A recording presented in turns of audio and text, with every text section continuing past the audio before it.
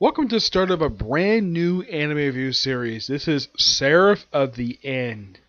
This is a review of the very first episode of the series. I was originally going to do the first 6 episodes, but I figured though, why not just talk about the first episode?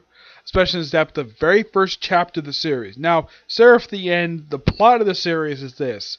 Is that in the year of 2012, yes, 2012, a virus, yes, a virus, spread over the world and apparently killed all humanity except for this small number of children. Yeah, it's actually would be a big fat lie. Yep, and so overheard some loudspeaker. Oh yeah, they're gonna kill all these adults to keep anybody 13 under. We're gonna keep those as basically our pets. That's kind of what they imply here. We see the first appearance of a couple of the main character series. His name is Yu, and his adopted brother, Mika, who is voiced by Justin Brenner. Awesome choice. Though he's not the main character of the series. Yu is. And I should point out, though, the chapter this adapts from, and you're probably thinking, okay, is the first chapter of the series like 20 pages? Nope. This is the first chapter of the series, and I've read it, is almost 80 pages. Damn. Yeah, this is the equivalent of 4 chapters. And they adapt this for one episode.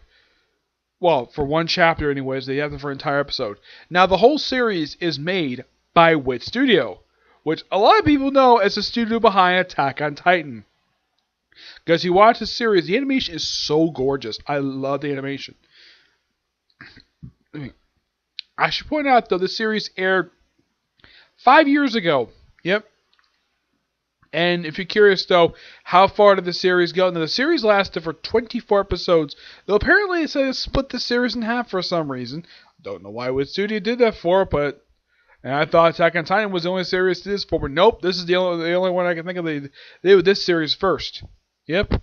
Now, the series only got to basically kind of the 4th arc of the series before the series ended. I will discuss exactly what chapter they got to in just when it gets there. Now, Yu's personality, okay, they start out basically with let's just say the sort of like the end of the world, where everybody's being attacked by these mysterious people in hoods, who turn out to be vampires. Yep, frickin' vampires, because of course we gotta have vampires.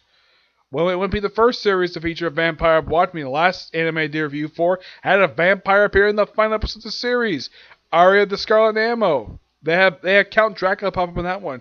If you're curious though, you might ask the question: vampires in an anime like this, or at least in the manga, at any point does Count Dracula get put up in the series? The answer is no. Count Dracula does not exist in the series at all. Yeah, maybe the writer of the series didn't bother to include him, or just never thought of him. Probably want to go a different route from what a lot of people to interpret basically where vampires come from. A lot of the time people think that Count Dracula was the first vampire or just something else, but he's somehow involved with vampire lore. Yeah, this is one of those times basically where he has nothing to do with this at all. So, Mika and Yu have become livestock. Yes, where they wear collars with dog tags on them. But they're there to be drinked upon by the vampires, basically vampire nobles. And the way that their architecture looks, it kind of looks like something out of the early industrial age, but also have the system of medieval times, in a way. Mika, of course, basically goes every night to a guy named Freed Braggers, who is voiced by Eric Vale. Yep, this is Eric Vale's character. Yeah, it's the first time in a while when I first heard his voice, like, this voice sounds very familiar. Like, oh crap, it's Eric Vale. Yep. Which makes the 20 series I've heard. The last series I heard voice in quite a while. Not since Asakusa wrote.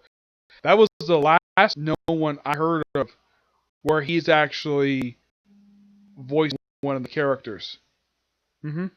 Yeah, I was surprised to see that because I never expected someone like him to be in this series, but there he is in the series. And don't worry, he's still around. Don't worry about that. Yep, and apparently Mika goes to his house every night to offer up his blood to this vampire noble in exchange for him buying stuff for him. Yeah, Yu comes home. Yu is a very grumpy person because he doesn't like the fact vampires basically took away everything. And in case you're curious, though, he kind of has this thing where he really wants to kill the vampires. He first them as, let's see, he first was fangs in the anime. In the manga, he first was bloodsuckers. Yes, he first was that term in the manga. He first was fangs in the anime. Probably guess because it's done by Funimation. That's my personal guess, anyways. So they try to drink this particular stuff, which Yu doesn't like very much, and he tries to attack a vampire for stepping on a child, and they want him to apologize for it. But he's like, nah, don't care to. But lucky enough, Freed shows up. It's like, hey, calm down. And of course, Mika's like, come on, ask that. He's like, yep, okay. And well, he does politely give Mika a punch afterwards. Not really hard one per se, probably because they're two 12-year-olds and they can't exactly punch very hard. When he gets older, his punch gets a lot strong. Yeah, when you get older, depends on how well your body is built. Your fist basically can get really strong. I mean, I'm 32 years old and I'm kind of strong. I basically just have a good amount of strength. I can basically hit stuff, but I've never actually really punched anybody before. I've punched punching bag before. It hurts. Yeah. So they go and pretty much have curry. Yes, curry. It's a Japanese food they have over there. So they have curry, and of course, well, they go to sleep, and of course they apparently sleep in this sort of like one room, and all the kids sleep like on this like little like low roof, and this is all the kids sleep with like no sheets. I'm like, really? Oh yeah, because they're livestock. They don't freaking care. So Mika is given a map. It's not revealed who gave him the map until a little bit later.